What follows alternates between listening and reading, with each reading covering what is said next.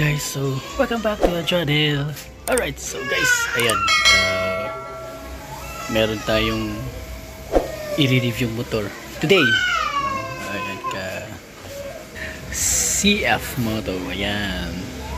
So I think kilala niyo na tong motor na to guys, no? Very popular sa CF Moto. I think this is the most popular motorcycle sa CF Moto na motorcycle brand, no? Yung NK big bike nila na mga naked bike, no? Naked bike, yan. So meron silang 400cc at saka yung 650cc, pero same lang ng itsura, yung engine displacement lang yung naiba. So dito sa atin ngayon guys, yung ito yung 400cc na displacement ng NK. So NK 400. By the way, this is a first generation NK. So meron pa tong second gen. At I don't think so if meron na bang third gen, kasi parang NK 300 lang yata yung nilabas nila. So yung pinaka latest na talaga ngayon is yung second gen. Second gen is yung LED na, hindi ito. Ganito rin yung headlight pero naka-LED na siya. Ito kasi naka-halogen lang to eh. Halogen type. Alright, so ito.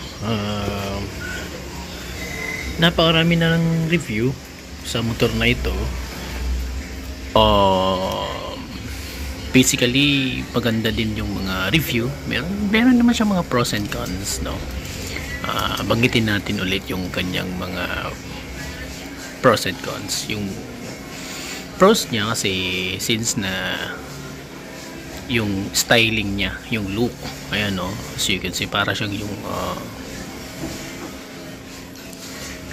Duke, no, yung KTM Duke na 1290 ang itsura niya. At in fairness mas maganda yung forma ng motor na to. This is a China made motorcycle, but it's a high end, it's a quality motorcycle, China made, CF Moto. Ano pa, meron siyang ABS syempre, at saka yung pinakamaganda dito guys is yun nga, talagang na big bike look na talaga siya, kasi naka dual disc brake yung harapan. Ayan, so masasabi mong big bike yung look niya for a 400cc big bike, no? It's already a big bike since 400cc na kasi siya. Expressway legal kung dito sa Pilipinas yun. Pag sinabing expressway legal, big bike na. But it's already categorized as a big bike, no? 400cc. Ewan ko kung anong bang mga category sa ibang bansa, 250cc, 300, 500. Dito kasi sa atin is 400cc kasi nga yun na talaga yung nakakadaan sa expressway. Yan, so meron siyang dual disc brake, tsaka yung disc brake niya guys is similar to Kawasaki Ninja, no? Yung mga yung mga Z series tsaka yung mga Ninja, ayun, pedal type. And based sa mga narinig kong vlog or sa mga ibang nag-vlog neto, yung makina nga pala nito guys is based to the Kawasaki ER6N, no? But this one is from the Kawasaki 400cc, no? Yung the Z400 na motor yun. Pero yung configuration, I think the displacement,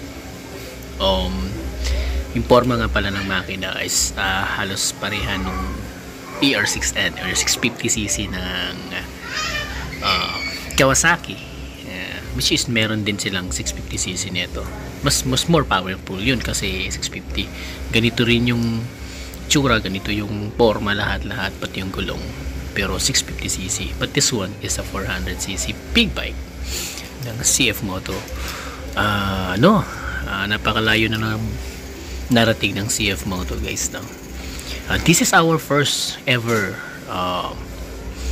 China big bike meron tayo, yung CF Moto. So marami na rin kasi tayong mga na-review motor, mga big bike na motor, no. Hindi naman ganun karami. But ito lang kasi yung chance na nagkaroon tayo ng China made na big bike. Ayun, meron pang BMW yung nilagay yung mayari.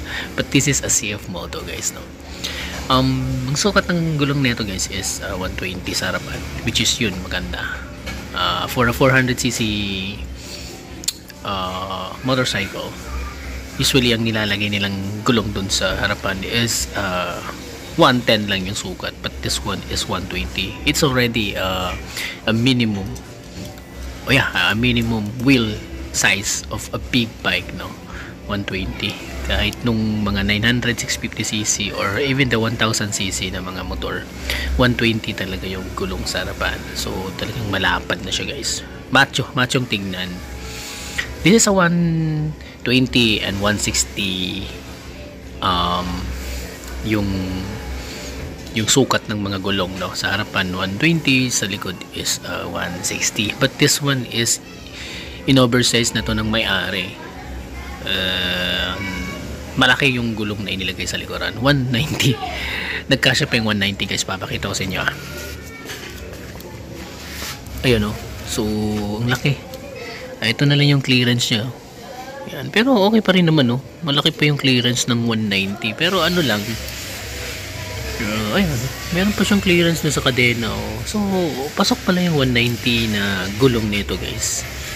Ayan, so malapad na siyang tingnan yung gulong, pero para siyang nadodonatan ako sa forma. Donut na yung forma ng gulong sa likod, pero malaki siya, guys, ha. Ayan, so 190 na kasi, oh. Which is bumagay din naman. Wala kasing 170 yatang gulong. 180 pwede, no. Baka pwede yung 180 nito. Babagay pa siguro ng konti. Ito kasi medyo donut na yung 190 na nilagay ng may-ari. Ayan, so yun yung cons, no. Yung big bike look talaga for a 400cc bike. Naka ABS, yan. Yun yung pinaka-importante pag naka big bike. Talagang yung ABS kailangan. Wala nga lang tong riding modes. Yun yung cons niya, guys. Wala siyang riding modes. At yung weight, for a 400cc motorbike, ang weight niya is almost 1000cc. Parang simpikat siya nung dating GSX-S 1000 natin, 200 mahigit, 206, 207 kilos. Singbigat siya nun, guys, ng 1000cc na big bike natin. Dati yung sa Suzuki, ang bigat, grabe. Ito mabigat. Mabigat siya, guys, no. Because of its metal, yung metal frame niya. Hindi nga kasi ito aluminum frame, it's made of metal. Halos lahat metal, pati yung swing arm metal, no. Yung frame niya metal. Yung engine din naman ganun kalaki yan, it's a 400cc engine. Para halos magkatulad lang din ng makina ng Z400. Magaan kasi yung Z400, guys, is around 150 o 40 kilogram. Ito kasi 200 mahigit na. It's equivalent to 1000cc. Kung medyo malit na tao ka or medyo payat, parang tas gusto mo ng big bike, parang medyo mapipikatan ka nito. Pwede ito sa mga maskulado o yung mga medyo malaking tao na gusto ng mga ito yung tinatawag sigurong beginner's big bike, ano, yung intermediate big bike. Ayan, so pag gusto mo magkaroon ng malaking motor, ayan, so ito pwede to. Kaso mabigat lang, talagang mabigat yung motor na to. And I think so kasi pati na rin siguro sa mga mag wheels niya, no, mabigat. Ayan, so yun, metal, made of metal, halos lahat metal. Wala siyang kukunti lang yung aluminum niya. Ito, dito lang yung aluminum. Alright, so yan. Hindi siya quick shift, yun yung shift niya. Ito yung shifting niya, ito. So simple lang pagkakadesign, para talaga siyang yung Ninja na yung Kawasaki. Ayan. And then dito naman tayo sa pros. Yung pros niya naman is yung tangke. Ayan. Laki ng tangke guys. Yeah. Laki. Halos sing laki nung it's almost the same with a 1000cc or a 650cc na tangke. I think it's around 17 liters yung nalagay na gasolina dito. Yung malaki yung tangke. Yan. Metal din yung tangke. I think this one is yung nakakapagpabigat din. Yan yung tangke niya. But good looking dito guys, ang ganda para sa yung parang Z1000 na KTM. Ayan. So yan yung pros niya, yung looking talaga niya guys, At dito sa harapan ito yung first gen na KTM Duke, Super Duke na 1290. Ayan, ganito yung headlight ng first gen na 1290. And ito yung upuan niya, naka split yung kanyang upuan. Ito nga pala guys, tinanggalan na ng fender sa likuran. Yan, naka tail tight na siya. Yan. So nandito na yung plaka. Meron kasing tire hugger. Ayan. Pero sa akin guys, mas gusto ko yung naka-retain pa rin yung fender niya dito. Parang mas gusto ko yung stock looking, parang makonting upgrades lang. Pag kasi ganito parang pero meron ganitong itsura yung yung MT-09, ganito yung itsura, pero parang nababaluyan ako sa look. Iba-iba kasi mga preference ng mga bikers, yung mga tao. So ayan, tingnan nyo yung swing arm niya guys. ER6N talaga yung that thing Ninja, yung Ninja na ER6F yan. ER6N, ER6F na 650cc, ganun. Pag ganun yung shocks niya, I think it's ano kaya yung shocks na ito, hindi ako naka-review baka nga KYB or ano ba. Ayan, so at naka-underbelly nga rin pala to guys. Pero ito kasing unit natin guys is pinalitan na ng tambucho. Yan, naka SC Project na siya. I think this is a copy SC Project. So papadinig ko sa inyo mamaya yung tunog ng motor na to. Ayan So ang gusto ko lang kasi nito guys is yung makina niya guys. So 400cc pero para siyang 650cc yung laki ng makina. Ay, lapit natin yung konting camera. Ayan di ba? Laki. Para siyang para siyang 650cc.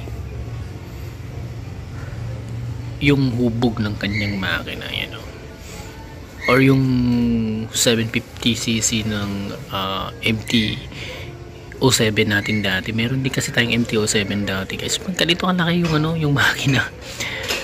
750 tapos 400. Halos magkalaki Macho kasi tignan guys. So macho, napaka macho. Ayan ayan yung ating MT-07 Ayan.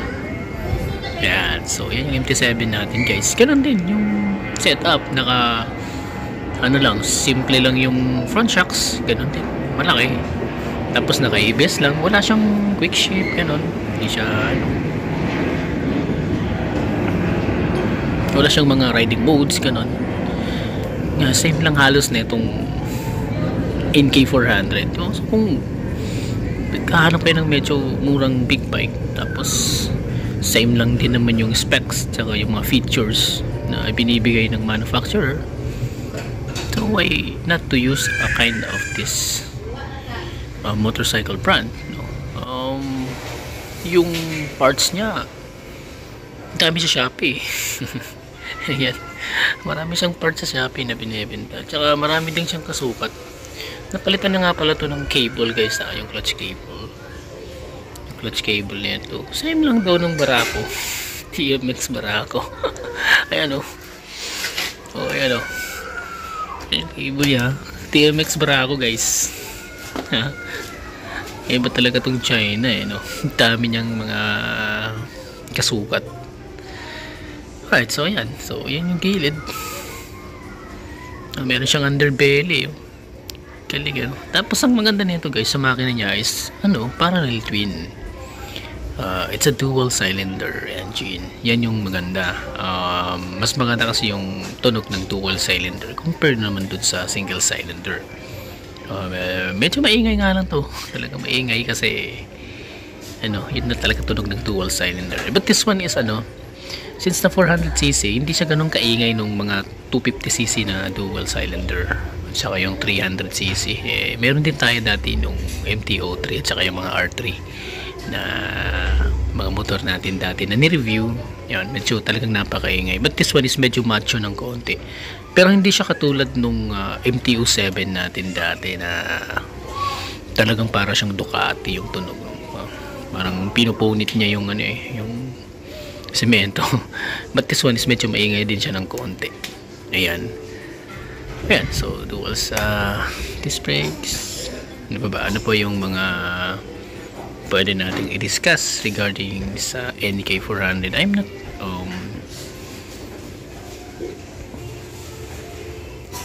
not promoting this motorcycle brand guys, but sinasabi ko lang yung nakita ko, yung nagugustuhan ko, tsaka yung hindi ko nagugustuhan dito sa motor na to.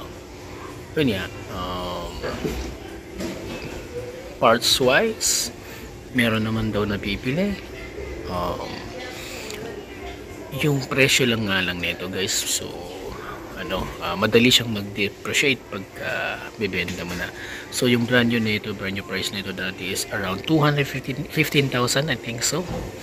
215,000. Tapos yung 650cc it's 250 or 60,000 pesos. Ayan, so 215, so napakamura na for a 400cc dual cylinder big bike now. Ayan, so pero ngayon makakapili na kayo nito. Mga resale value nito is itong mga 20, kasi version 1 so pero mga nasa mga 120 more or less, ganyan, 120 na lang. Pero yung version 2 is medyo mataas pa, may mga 160, yan, 180, depende sa year model kung bago pa. Ito kasi mga 20 plus na rin yung tinakbo. Okay pa naman yung condition ng motor. Nga pala, isang cons pala din na ma-add natin, yung kanyang clutch nga pala guys. Matigas yung clutch nya. Magmamamasel yung kamay niyo. Matigas yung clutch nya. Mas matigas siya sa clutch ng MT-07 natin. Siyempre dual cylinder din yun, di ba? 750cc beer. Hindi siya ganun katigas compare dito sa NK400, but I don't know, baka kasi siguro yung sa cable na pinalit, hindi nga kasi original cable, kasi pag siya Paraco, TMX Paraco. Ewan ko lang sa mga stock na cable nito, baka malambot nga, pero ngayon medyo matigas nga. Hindi siya medyo matigas yung gamitin yung clutch, pero I can still manage naman. Pag sanay na kayo, you can still manage na yun. Ano pa ba yung cons nito? Ayan, yung kanyang shocks niya, hindi siya adjustable yung shocks niya. Dito lang sa rear, ito, yan. So dito lang siya na adjust yung height, kung gusto mo siyang pababain, pwede siyang bumaba yung seat height, yan, na-adjust dun sa may likuran. Pero wala siyang yung mga compression na compression and rebound. Yun ba yung correct term sa motor na to? Yung wala, syempre yung sa harapan yan naka preset na yan yan na siya mismo. Yan yung shock sa harapan. Okay, so yan. So dito naman tayo sa kanyang speedometer panel or yung kanyang dashboard. O yan, ito. Alright. Okay, ito yung susi natin guys. So, ano din dito dahil guys, yung yung susian niya medyo matigas din. Matigas. Yan. Alright, ito malambot siya.